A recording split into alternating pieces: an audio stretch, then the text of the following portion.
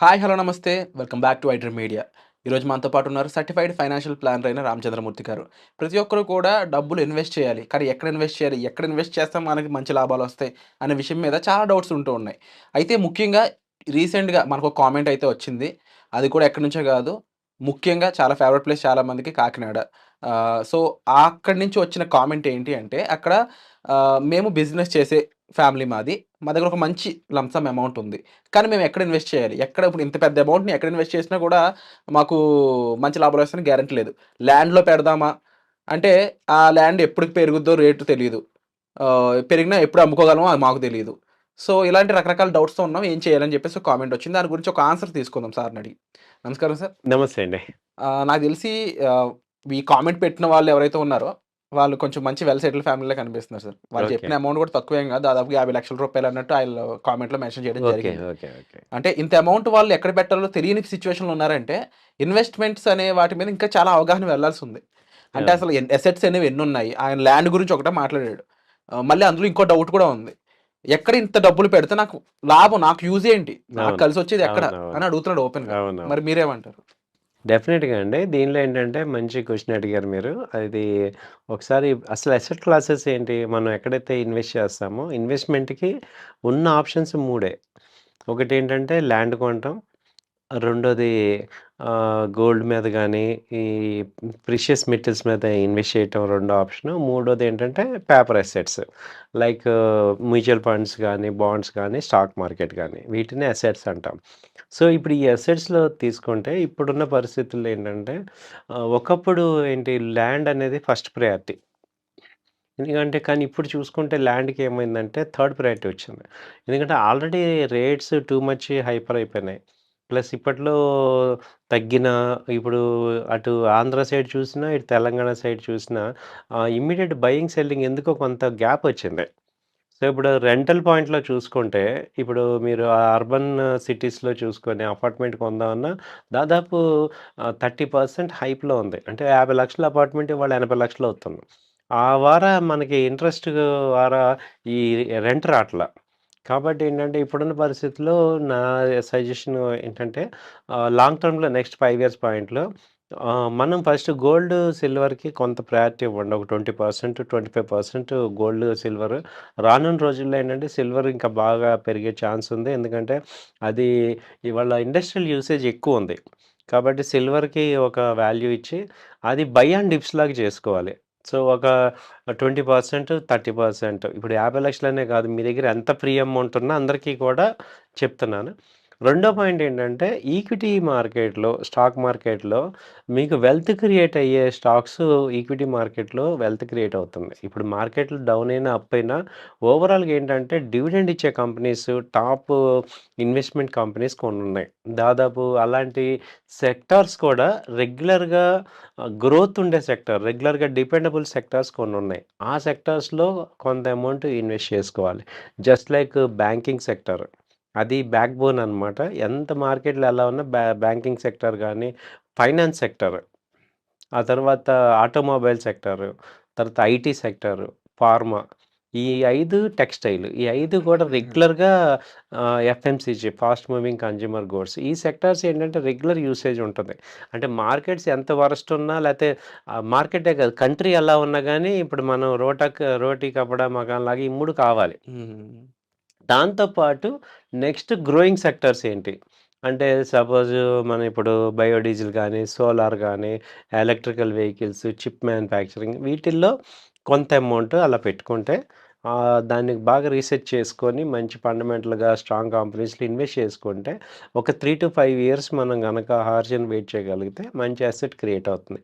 ఇప్పుడు day by day up and down అయితే common అవుతుంది. మీరు చూస్తే మీరు మీరు చూస్తే మొన్న ఏప్రిల్‌లో ఏమైంది మార్కెట్స్ చాలా డౌన్ అయిపోయినాయి. అవును.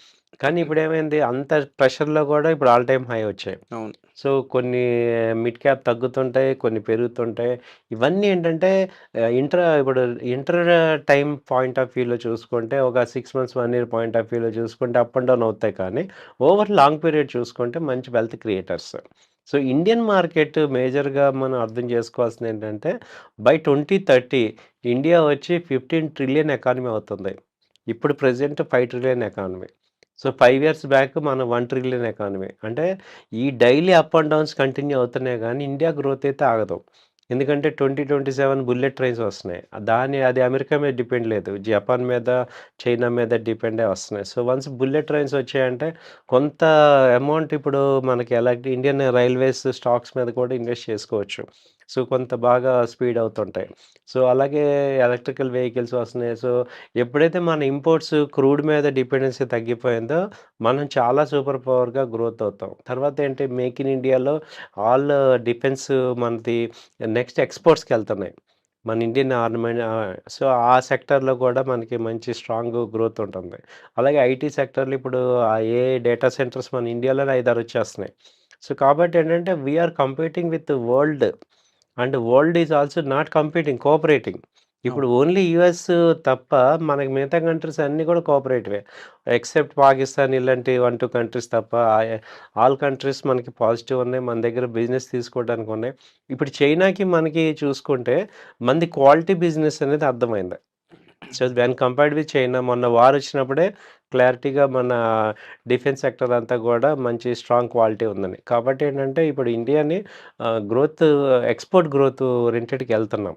సో స్లోగా ఈ 5 ఇయర్స్ మీరు అబ్జర్వ్ చేయాల్సింది ఏంటంటే daily events up and downs కాకుండా నిజంగా లాంగ్ టర్మ్ ఆలోచించాలండి. వెల్త్ క్రియేట్ అవ్వాలి. అంటే మనందరం కూడా సంపాదించాలంటే this is the best time to invest for a good companies. So దీనిలో ఇంకోటేంటంటే మీరు ఇన్వెస్ట్ చేసే ముందు లేమన్‌లా కాకుండా ఒక ప్రొఫెషనల్ సపోర్ట్ తీసుకోండి. ఆ రివ్యూ చేసుకోవడానికి చాలా ఇంపార్టెంట్. ఇప్పుడు మనకి హెల్త్ డాక్టర్ ఎలా ఉంటామో ఇవాళ వెల్త్ డాక్టర్ ఇంపార్టెంట్. ఏ అవును. కంపెనీస్ బాగున్నాయి ఏంటి? ఆ సపోర్ట్‌తో గనక మీరు ఇన్వెస్ట్ చేస్తే డెఫినైట్‌లీ యూ విల్ మేక్ మంచి గుడ్ అమౌంట్. Wonderful sir. అంటే సార్ ఇప్పుడు ఇలా ఇన్వెస్ట్ చేయడం అనేది కేవలం ఇన్వెస్ట్ చేసిన పర్సన్‌కే కాకుండా దేశం మొత్తానికి కూడా దీనివల్ల మంచి జరుగుద్దంటున్నారు గదా! అంటే ఏ కారణంగా డొమెస్టిక్ ఇన్వెస్టర్స్ అనేవాళ్ళు పెరుగుతూ పోతే, ఇలాగే ఇన్వెస్ట్ చేసుకుంటూ వెళ్తే ఇండియాకి ఎటువంటి మేలు జరుగుద్దంటారు? యాక్చువల్‌గా సార్ మీరు అబ్జర్వ్ చేయండి. ఇప్పుడు ఇవాళ స్టాక్ మార్కెట్ సెన్సెక్స్ తీసుకుంటే 85,000 వచ్చింది. హ్మ్. 20 ఇయర్స్ బ్యాక్ తీసుకుంటే మనకి అది 20,000 ఉంది. హ్మ్. అలాగే 25 ఇయర్స్ బ్యాక్ నిఫ్టీ స్టార్టింగ్ 100తో వచ్చింది. 2020లో 1,00,00,000 అకౌంట్స్ ఉన్నాయి. ఇవాళ దాదాపు 20,00,00,000 అకౌంట్స్ వచ్చాయి. అంటే ఎక్కువ మంది పార్టిసిపేట్ చేయటం వల్ల స్టాక్ మార్కెట్‌లో ఏమవుతుందంటే, అంటే రైట్ వేలో పార్టిసిపేట్ చేయటం వల్ల. అంటే హ్మ్. చాలామంది ట్రేడింగ్ చేసి వాళ్ళు రాంగ్ వేలో ఎళ్తున్నారు గానీ రియల్‌గా చేయటం వల్ల వాల్యూ క్రియేషన్ అవుతుంది. అంటే ఇప్పుడంతా గూడా ఇండియన్ పీపుల్ అందరూ గూడా ఎక్కువ ఫోకస్ చేసేదేంటి గోల్డు ప్లస్ ఈ ల్యాండు. ఇప్పుడు గోల్డ్ మీద డిపెండెన్సీ తగ్గిందనుకోండి మనకి. హ్మ్. ఎక్స్‌పోర్ట్స్ గోల్డ్ మీద చాలా మనం ఇంపోర్ట్ చేస్తున్నాం.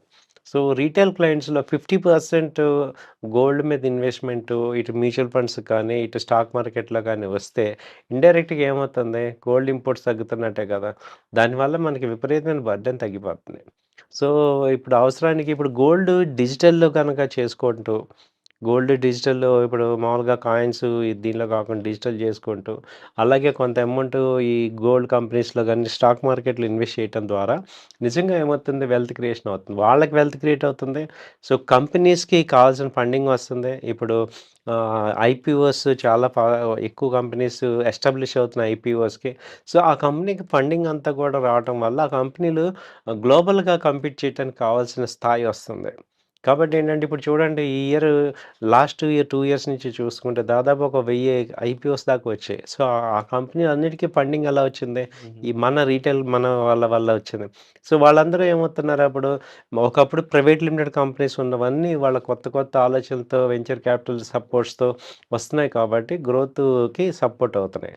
కాబట్టి ఏంటంటే ఇండియన్ రీటైల్ క్లయింట్స్ ఇది గనక ఇంకొక 20% పెరిగిందంటే అంటే ఒక 30,00,00,000 పీపుల్ గనక ఇన్వెస్ట్‌మెంట్ చేస్తే ఇమాజిన్ అందరికి ఏ రకంగా బిజినెస్ ఉంటదంటే అదే 15,000,000,000,000 కంపల్సరీ అయ్యే ఛాన్సెస్ అయ్యే ఉన్నాయన్నమాట. కాబట్టి ఆ వెల్త్‌తో ఈవెన్ వాళ్ళకి యూజ్ ఏంటి? డివిడెండ్స్ తీసుకుంటారు. కంపెనీస్ మంచి క్వాలిటీ కంపెనీస్ ఉంటాయి. కంపెనీస్‌కి ఏమవుతుందంటే ఫండింగ్ వస్తది. అవును. దానివల్ల ఏంటంటే ఇంట్రెస్ట్ ఫ్రీ అమౌంట్. సో, వాళ్ళు దానికి యూజ్ చేయటం వల్ల ఎంప్లాయ్‌మెంట్ వస్తది.